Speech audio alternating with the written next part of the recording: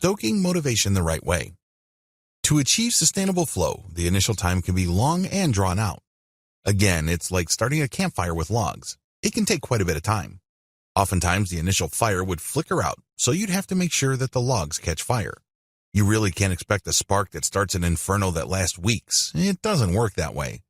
You have to stick to the process of stoking your motivation until it ignites and stays bright and focused for the long haul. There are going to be many false starts along the way. Don't be surprised if you get motivated and all of a sudden you flame out. Sometimes you're really pumped up, but somebody shows up or they say something or you see something that throws you off and your motivation just drops like a rock.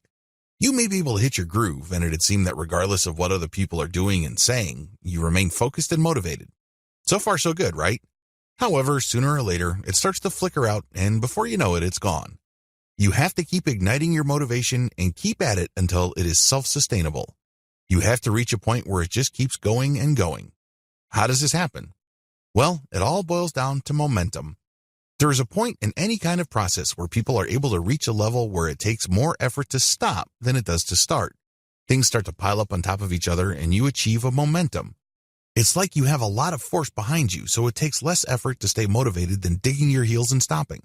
The key is to not get demoralized by the false starts.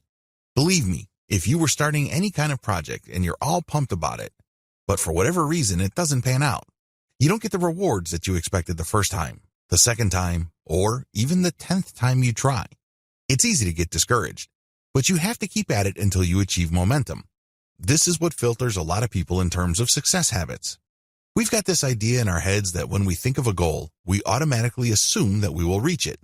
We automatically expect that we will get quick results with very minimal effort. Of course, we both know that this is not the case.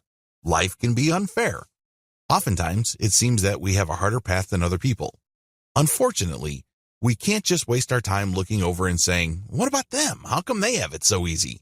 How come my path is narrow and hard?" You just have to focus on achieving momentum. That should be your first immediate goal. Everything else will be taken care of once you hit that momentum because that plugs you into a state of flow. Don't get confused and distracted. Otherwise, it's too easy to think that you are entitled to an easy trip. Nobody is entitled to an easy life. We all have to pay our dues. This is just part of it.